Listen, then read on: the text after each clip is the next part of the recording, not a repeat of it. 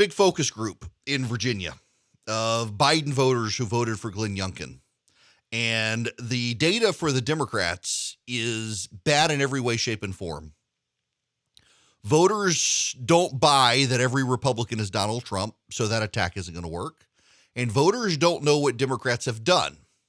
But there's something underlying all of the focus groups. It's underlying all the polling. It explains all the polling. And it gets to the point David, the caller, was making, going from Trump to Biden. Why did voters choose Joe Biden? Because they thought Joe Biden cared more and was not mean. The problem for Joe Biden is summed up in one word: Afghanistan. Joe Biden, the way he left Afghanistan, made a lot of Americans realize he was not as empathetic as they presumed, nor was he as competent as they presumed. And the 1-2 punch of having no empathy and being inept or incompetent has left a lingering taste in voters' mouths that is negative towards Biden. Now, let me put it to you this way, just so you better understand it. Everything that Joe Biden does good now is presumed by voters to be the exception, and the rule is that he is incompetent and uncaring. He comes across as mean to voters now. And they thought, my gosh, we got rid of the guy who was the mean tweeter for something more normal, and this isn't normal. We can't get out of COVID. His government's bullying us. They're doing things we don't like. They bungled Afghanistan. They surrendered to the very people who organized 9/11 20 years after the fact. He wanted to coincide it for that. The whole thing it's left a terrible taste in voters' mouths. And the Democrats can't get beyond it. And the Democrats can't get beyond it because the Democrats are too busy fighting with each other. Voters, for example, in the Build Back Better plan, you know what the voters like in abstract, not in practice, but in abstract? Voters like the forgiveness of student loans, and they like free tuition for college. But you know what? The Democrats have taken that out of Build Back Better. It's not actually there, and the voters think maybe it is. The voters in abstract do not care about roads and bridges. They don't care about it. They care about the fact that they can't fill up their car to get on the roads and bridges, and the Democrats aren't doing anything to make that better. The voters fundamentally are angry with the Democratic Party. The voters fundamentally are at odds with the Democratic Party.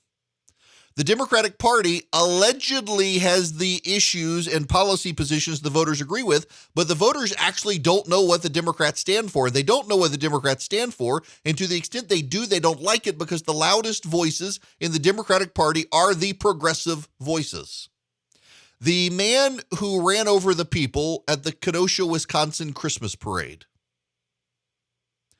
jumped bail and still made bond, a low bond. The district attorney is outraged by how low it was, given that he was going to jail for running over his wife at a gas station, or at least his girlfriend. That happened on Sunday. The day after, on Monday, the 22nd of November, the day after that attack, Alexandria Ocasio-Cortez, Rashida Tlaib, Ayanna Pressley, and the rest of the squad are calling for bail reform to lower bail and get rid of cash bail. The day after that guy was able to get out on too low a bail, they want to end cash bail. They want to end bond. They want to just let people out until they're facing court. They do not want to keep people in jail pending trial. They want a federal law that does that. You will notice that the National Press Corps has tried very hard to not cover that story because it plays into just how out of touch the Democrats are in a crime wave. Voters don't like the Democrats. They don't much care for the Republicans, but they think the Republicans culturally relate better to them than the Democrats. You know, the Fairfax County school system in Virginia banned a number of books parents thought were insensitive or pornographic. They are announcing today they're bringing all those books back. They made a big deal about it in the run-up to the election, that they were getting rid of these books to placate the parents. Now that the election's over and it did not go for Terry McAuliffe, the school system is now reimposing those books, putting those books back in the library. The Democratic Party is out of touch with the American people. The Democrats lack empathy. Let me read you a story from the Washington Free Beacon that's just hitting the air, or hitting the wire service. The Department of Education wants to roll back a Trump-era effort to collect data on teacher-on-student sex crimes. The department's Office of Civil Rights will not ask school districts questions regarding teacher-on-student sexual assault allegations as part of its 2021-2022 civil rights data collection, proposed Thursday. The Education Department will still ask districts to report documented cases of rape and sexual assault, but it will not ask school officials to report allegations that resulted in the resignation or retirement of the accused. Former Secretary of Education Betsy DeVos added those optional questions. The department won't ask districts to report pending cases or cases in which a school staffer was reassigned to another district prior to the conclusion of an investigation.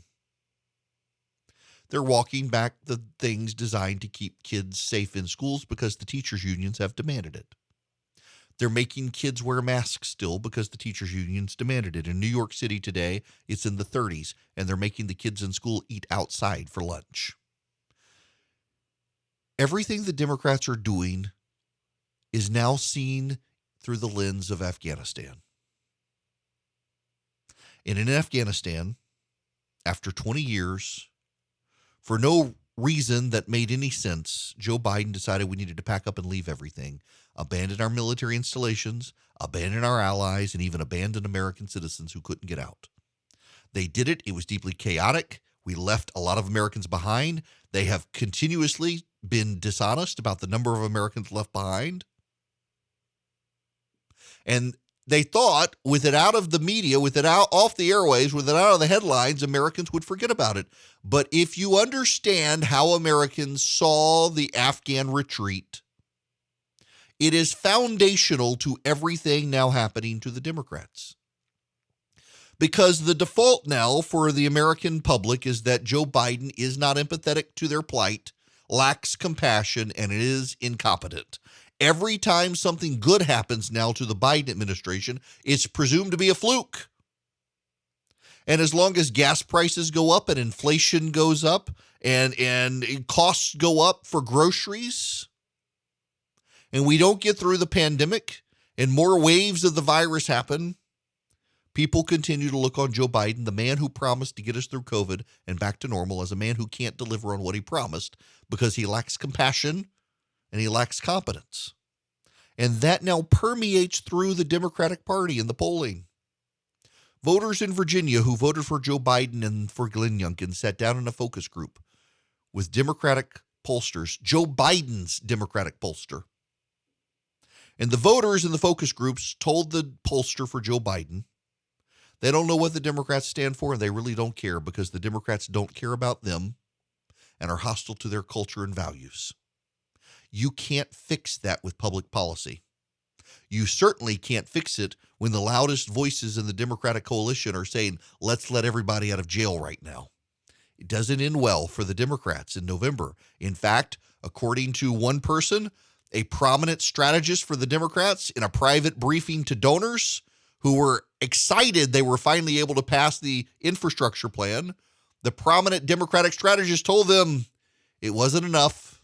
It wasn't soon enough, and we're effed next year. He didn't say effed. He said the real word, and he's right.